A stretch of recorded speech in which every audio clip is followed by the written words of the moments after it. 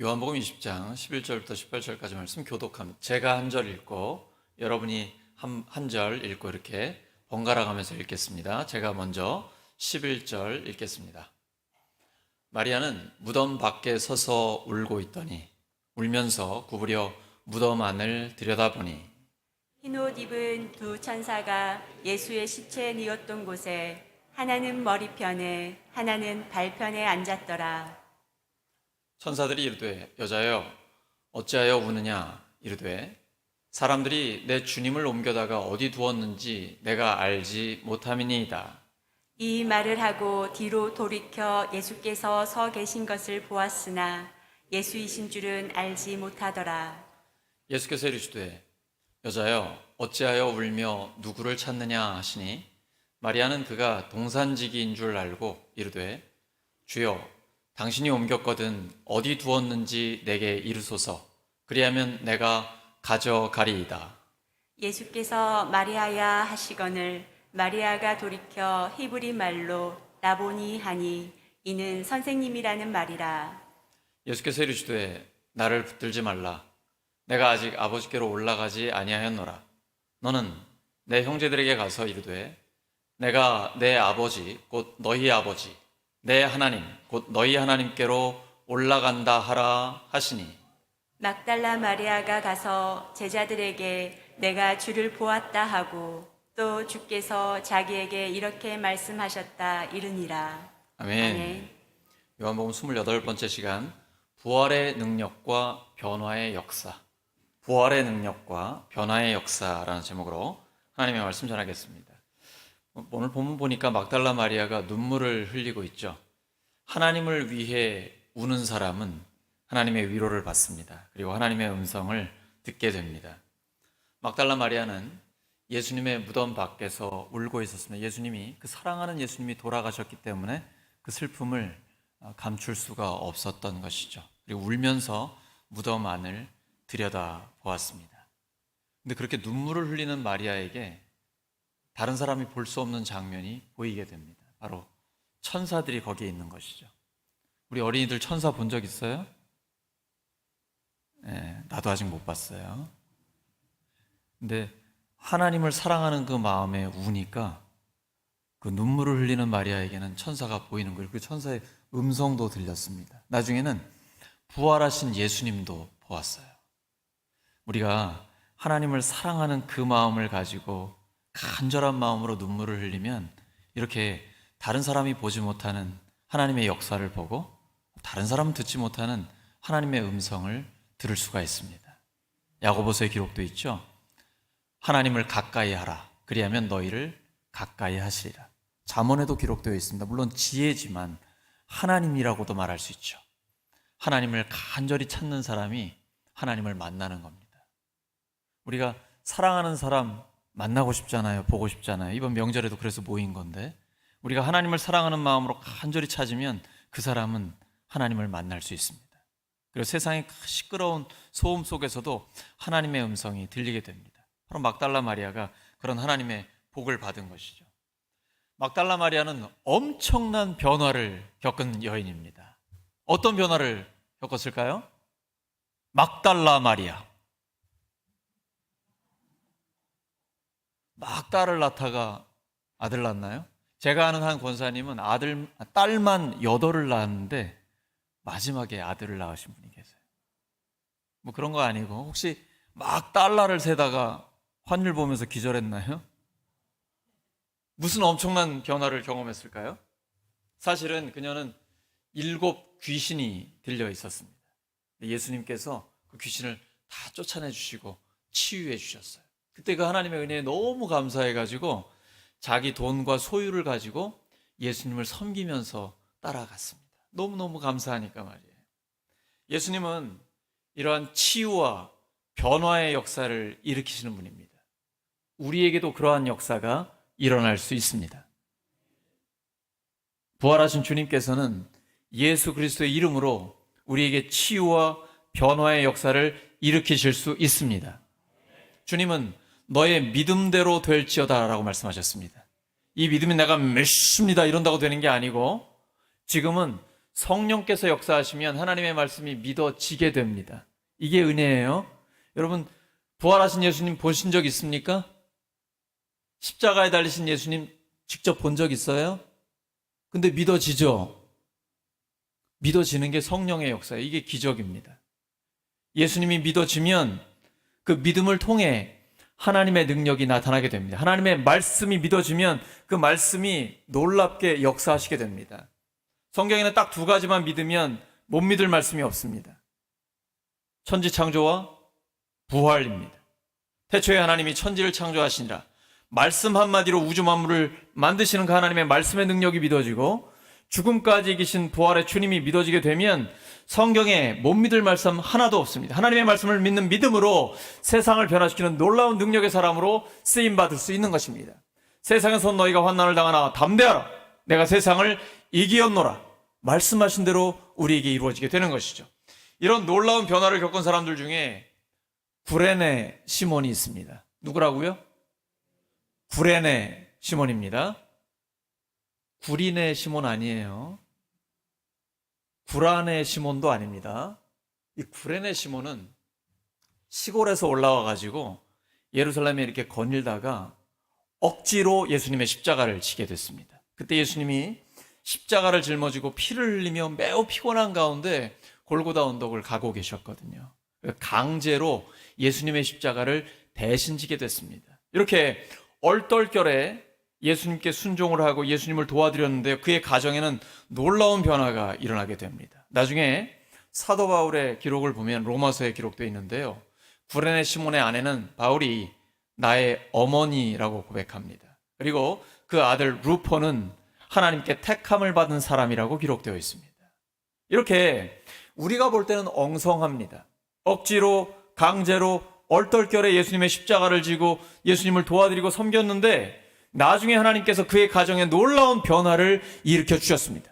주님의 신실한 사람들로 하나님께서 세워주신 것입니다. 이 시간에 우리가 예배를 드릴 때 우리 모두가 다 부족한 사람들입니다. 하지만 하나님의 능력은 약한 데서 완전해집니다. 우리에게 하나님께서 말씀을 믿게 해주시고 그 믿음을 통해 하나님의 능력이 나타나는 하나님의 사람으로 우리를 세워주시는 것입니다.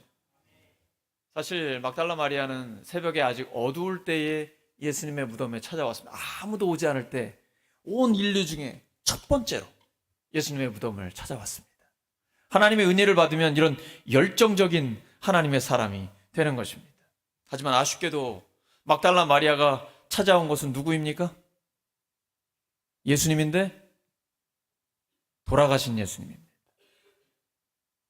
십자가에 죽으셔서 무덤에 묻혀있는 그 예수님의 시체를 찾으러 온 것입니다. 그러니까 너무 슬퍼서 그 슬픔을 이기지 못하고 눈물을 흘리고 있는 것이죠. 우리 매 주일마다 예배를 드립니다. 우리는 어떤 예수님을 만나러 이 자리에 오고 있습니까? 2000년 전에 돌아가신 예수님입니까? 아니면 다시 살아나셔서 지금 우리와 함께하고 계신 예수님입니까? 여러분은 어떤 예수님을 찾고 계십니까? 부활하신 예수님, 지금 우리와 함께 하시는 예수님입니다. 예수님이 약속하셨습니다. 두셋이 내 이름으로 모인 곳에 나도 너희와 함께 한다라고 말씀하셨습니다. 지금 몇 명이에요? 예수님의 이름으로 모인 이 자리에 주님이 함께 하시겠죠? 이 시간에 우리와 함께 하시는 그 예수님을 우리가 만나기 위해서 예배를 드리는 것입니다. 예배란 부활하신 주님과 함께하며 하나님 앞에 드리는 것입니다. 예배는 뭔가 내가 받는 것이 아니고 하나님께 온전히 드리는 것입니다. 그때에 우리의 예배를 받으시는 그 하나님의 영광을 우리가 볼 수 있는 은혜가 우리에게 주어지는 것입니다. 이 영적인 안목이 우리에게 열리고 영적인 귀가 열려서 성령께서 교회에 하시는 그 하나님의 음성이 우리에게 들리는 것입니다. 하지만 부활의 능력을 체험하지 못하면 예수님 알아보지 못합니다. 막달라 마리아는 바로 뒤에 예수님이 계셨는데 예수님 알아보지 못했어요. 또 다른 사람들 보죠. 누가복음 24장 15절과 16절입니다. 시작. 그들이 이야기하며 토론하고 있는데 예수께서 가까이 가서 그들과 함께 걸으셨다. 그러나 그들은 눈이 가려져서 예수를 알아보지 못하였다. 예루살렘에서 예수님께서 십자가에 죽으시고 무덤에 묻히셨습니다. 그래서 터덜터덜 엠마오로 가까운 거리로 걸어서 가고 있는 두 제자입니다. 근데 부활하신 예수님이 거기 나타나셔서 함께 걸어가고 계셨습니다. 예수님이 바로 곁에 있는데도 알아보지를 못해요. 그들의 눈이 닫혀 있기 때문입니다. 그때 예수님이 성경 전체를 통해 예수님 자신에게 대해서 성경에 가르치고 있는 그 말씀을 풀어서 전해주었습니다. 그리고 멀리 가는 것처럼 이렇게 하니까 예수님 우리와 함께 식사하고 여기 머물자고 그때 함께 식사를 하게 되죠.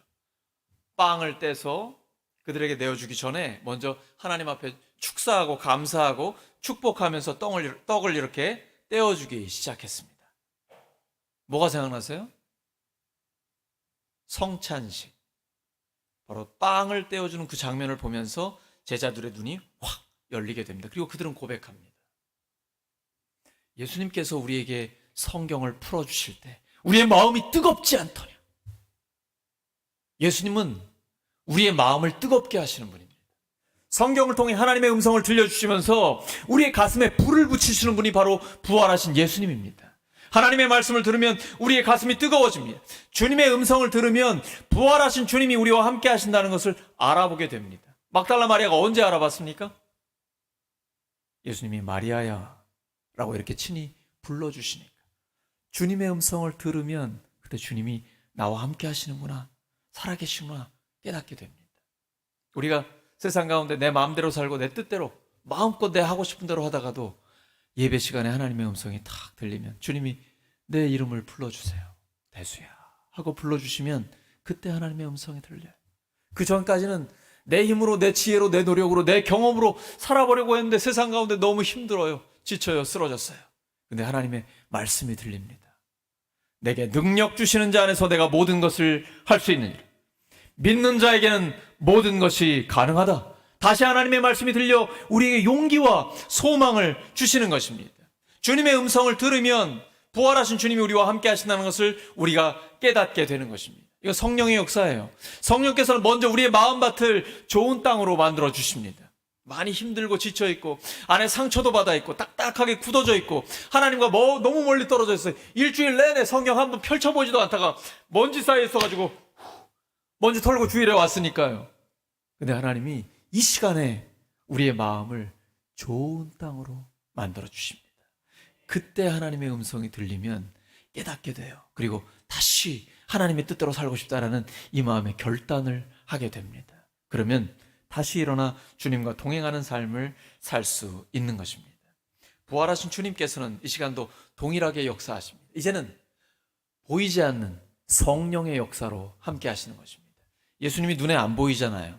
근데 우리에게는 눈에 보이는 말씀을 주셨습니다. 요엘서와 사도행전 2장에 보면 성령이 너희에게 임하시면 우리 어린아이들과 청소년들은 꿈을 꾸게 됩니다. 이제 하나님의 영광을 위해 살고 싶다라는 꿈을 꾸게 돼요.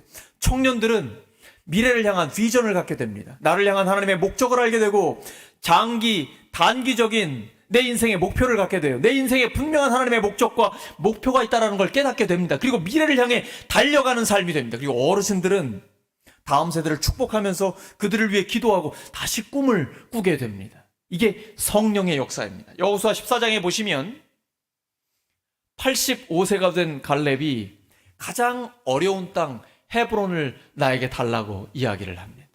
저 산지를 내게 주소서. 이 산지를 내게 주소서. 너무 힘든 땅이에요. 젊은이들도 선뜻 나서지 않습니다. 거기에는 안악이라는 거인들이 살고 있고 그 성읍은 너무 견고합니다. 그래서 청년들도 감히 나서지 못하는 땅이에요. 그런데 85세가 된 할아버지가 이 산지를 내게 주소서라고 하면서 나아갑니다. 비록 몸은 늙었지만 그 안에는 청년의 기계가 살아있기 때문입니다. 겉사람은 늙어지나 속사람은 날로 새롭도다. 그래서 청년 정신으로 나아갈 때 하나님의 역사를 통해 그 땅을 차지할 수 있는 것입니다. 우리가 겉사람이 늙어지지만 속사람은 청년 같은 우리 교회 어르신들이 계십니다. 그런데 몸은 젊은데 마음이 늙어 있는 사람들을 가끔 보게 됩니다. 말만 하면 부모 탓, 정부 탓, 하나님 탓, 남 탓만 하면서 못한다, 안 된다, 할 수 없다라고 얘기해요. 이거는 나이는 젊은데 마음은 늙어 있는 거예요. 그런데 이런 사람들이 복음을 듣게 되면 완전히 달라집니다. 그때부터는 나는 할 수 있다라고 선포하게 돼요. 왜냐하면 나를 향한 하나님의 목적과 목표를 발견하게 되거든요. 우리 젊은이들에게 주님이 주신, 어린이들에게 하나님의 목적이 있고 하나님의 목표가 있거든요. 내게 능력 주시는 자라서 내가 모든 것을 할 수 있느니라. 믿는 자에게는 능치 못할 일이 없다라는 하나님의 말씀을 가지고 다시 도전하며 승리하게 되는 것입니다. 미래를 향해 달리는 인생, 오직 표대를 향해 그리스도 예수 안에서 하나님의 부르신 부름의 상을 향하여 달리는 인생이 되는 것입니다. 하나님께서 이렇게 말씀하세요. 히브리서 10장 38절입니다. 히브리서 10장 38절 시작. 나의 의인은 믿음으로 살 것이다. 그가 뒤로 물러서면 내 마음이 그를 기뻐하지 않을 것이다.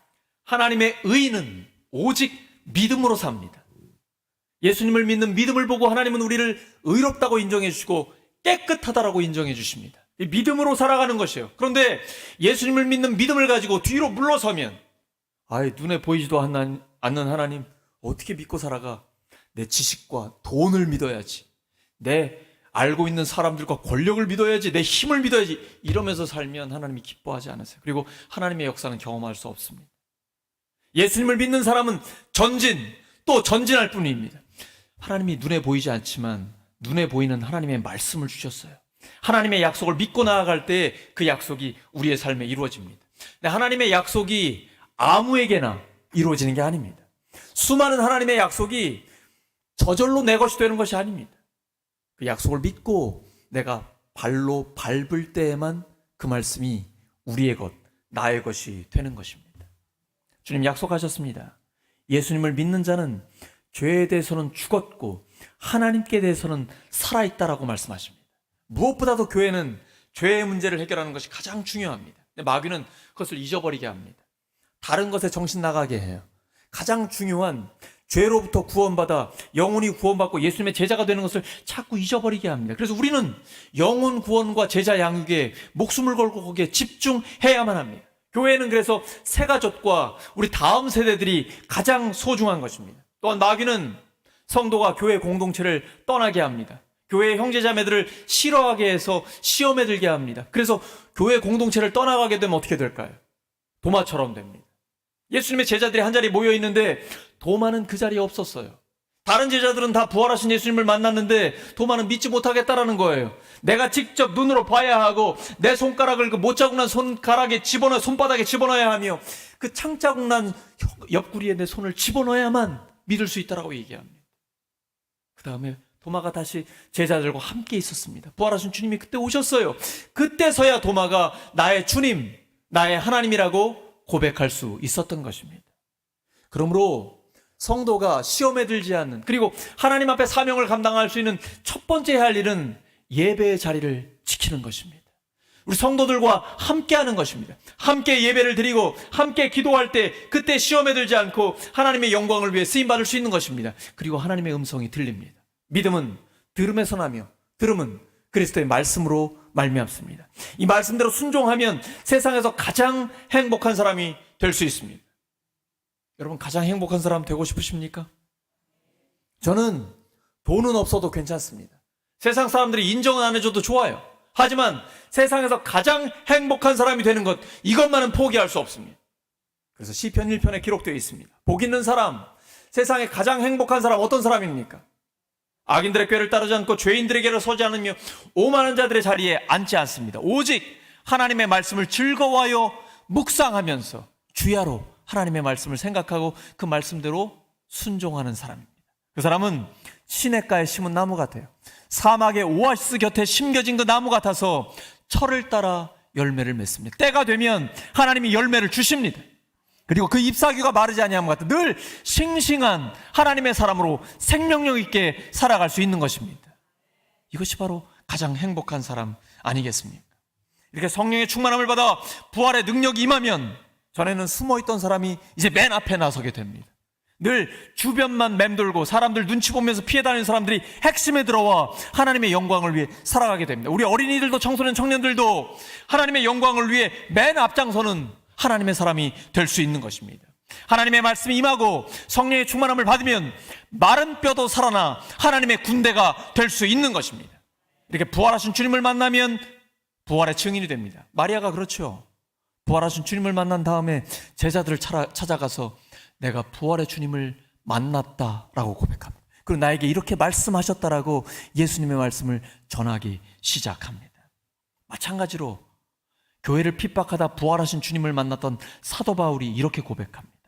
사도행전 20장 24절입니다. 시작. 내가 나의 달려갈 길을 다 달리고 주 예수께 받은 사명 곧 하나님의 은혜의 복음을 증언하는 일을 다 하기만 하면 나는 내 목숨이 조금도 아깝지 않습니다. 예수님 말씀하셨습니다. 나와 복음을 위해 목숨을 버리는 자는 오히려 얻는다라고 말씀하셨습니다. 우리가 보통 생즉사, 사즉생이라고 정치인들이 많이 얘기하는데 살려고 하면 오히려 죽고 죽으려고 하면 오히려 산다라는 것이죠. 백척간도에서 진일보하는 것이 돌을 터득하는 것이다 이런 얘기를 합니다. 죽을 것 같지만 오히려 살아나는 것이죠. 예수님을 믿는 사람은 죽음을 두려워하지 않고 목숨을 걸고 하나님의 영광을 위해 복음을 위해 내 인생을 던지면 오히려 하나님께서 보호해 주십니다. 복음에는 그만한 가치가 있습니다. 그래서 로마서 1장 16절에 사도 바울이 이렇게 외쳐요. 나는 복음을 부끄러워하지 않는다. 이 복음은 모든 믿는 자에게 구원을 주시는 하나님의 능력이 된다. 여러분 삶에 그만한 가치 있는 일 있습니까? 그러한 일을 하고 계십니까? 그렇지 못하다면 아직 복음을 잘 이해하지 못한 것입니다. 우리 모든 사람에게 복음이 주어졌습니다. 이 복음, 예수님의 죽으심과 부활의 복음은 내 인생을 다 바치고 내 목숨을 걸어도 전혀 아깝지 않은 가장 가치 있고 의미 있는 일입니다. 주님, 그 복음을 깨닫게 해주세요. 십자가와 부활의 복음을 저로 하여금 경험하게 해주세요. 그래서 내가 교회와 가정과 일터와 학교에서 공부하고 일하는 모든 것들이 가장 가치 있고 의미 있는 일이 되게 하여 주시옵소서. 그 모든 것이 하나님의 일이 되게 하여 주시옵소서. 부활하신 주님 만나면 두려움이 변하여 기쁨이 됩니다.